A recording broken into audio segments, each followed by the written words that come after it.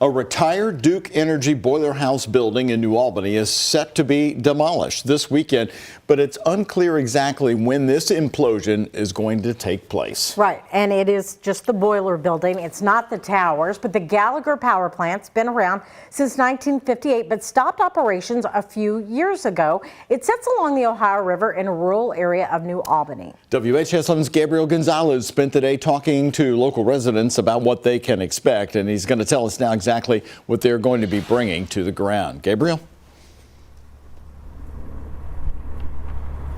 Doug, Connie, at some point this weekend, the boiler house at the Gallagher power plant here in New Albany will be imploded. The two chimneys that you see behind me, those will be dismantled at another point later on. Now, this is the letter that residents who live within a 2-mile radius should have received in the mail, and if not, you should receive this letter in the next few days. We didn't know anything about it until you came and rang on the door. Coming back from a weekend trip, New Albany resident Jamie Budd was surprised to learn about Duke Energy's plan to get rid of a decades-old building. He lives within a half-mile of the retired Gallagher power plant, which is the site for this weekend's implosion. Duke Energy has plans to implode the boiler house, and while Jamie isn't concerned about the noise, he has other worries. I think more of a concern that I would have is the chemicals and whatever else they built that with.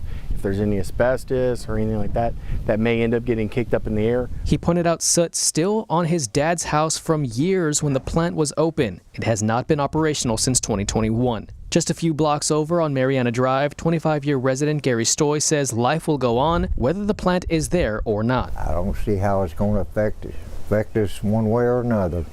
You don't mind that it's going to be gone?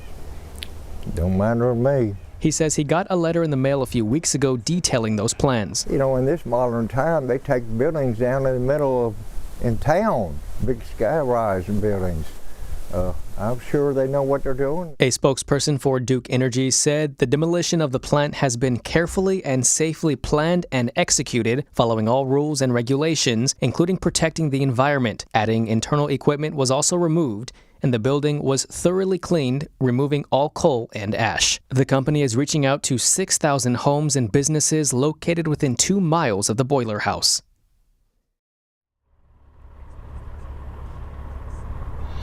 So we have all of the details of the implosion and contact information for Duke Energy on this article on our website, WHAS11.com.